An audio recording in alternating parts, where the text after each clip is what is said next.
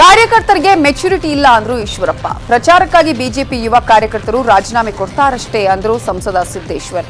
ಬಿಜೆಪಿಯಲ್ಲಿ ನಾಯಕರ ಮಾತು ನಡೆಯಲ್ಲ, ಸಂಘ ಮತ್ತು ಕಾರ್ಯಕರ್ತರ ಮಾತೇ ಅಂತಿಮ, ಮುಂದೆ ಗೊತ್ತಾಗತ್ತೆ ಅಂತ ಚಕ್ರವರ್ತಿ ಸೂಲಿಬೇಲೆ ಬಿಜೆಪಿಗೆ ತಿರುಗೇಟು ಕೊಟ್ಟಿದ್ದಾರೆ.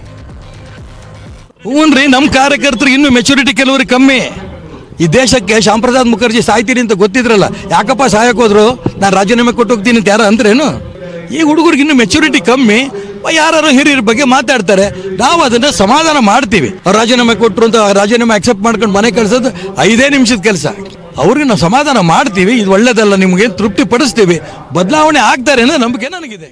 ಸಂಘ ಮತ್ತು ಈ ಬಿಜೆಪಿ ಏನಿದೆ ಕೇಡರ್ ಬೇಸ್ಡ್, ಇಲ್ಲಿ ನಾಯಕರ ಮಾತಿಗಿಂತ ಹೆಚ್ಚು ಕೇಡರ್ ಮಾತು ನಡೆಯುತ್ತೆ ಅನ್ನೋದು ಹಿಂದಿನಿಂದಲೂ ಗೊತ್ತಿರುವಂತ ಸಂಗತಿ. ಸಂಘದಲ್ಲೂ ಅಷ್ಟೇ ಸ್ವಯಂ ಸೇವಕರ ಮಾತಿಗೆ ಹೆಚ್ಚಿನ ಬೆಲೆ ಇದೆ. ಆ ನಿಟ್ಟಿನಲ್ಲಿ ನೋಡಿದ್ರೆ ಬಿಜೆಪಿಯಲ್ಲೂ ಕೂಡ ಮಾತು ನಡೆಯೋದು ಕಾರ್ಯಕರ್ತರದೇ ಹೊರತು ನಾಯಕರದಲ್ಲ. ಹೀಗಾಗಿ ಕಾರ್ಯಕರ್ತರು ಇಷ್ಟು ಜೋರಾಗಿ ಇವತ್ತು ಪ್ರತಿಭಟಿಸಲಿಕ್ಕೆ ಸಾಧ್ಯವಾಗ್ತಿದೆ. ಮತ್ತು ಯಾವ ಮಾತುಗಳನ್ನ ನಾಯಕರಾಡಿದ್ದಾರೋ ಅದಕ್ಕೆ ಸೂಕ್ತವಾದ ಪ್ರತಿಕ್ರಿಯೆಯನ್ನ ಕಾರ್ಯಕರ್ತರು ಕೊಡ್ತಾರೆ.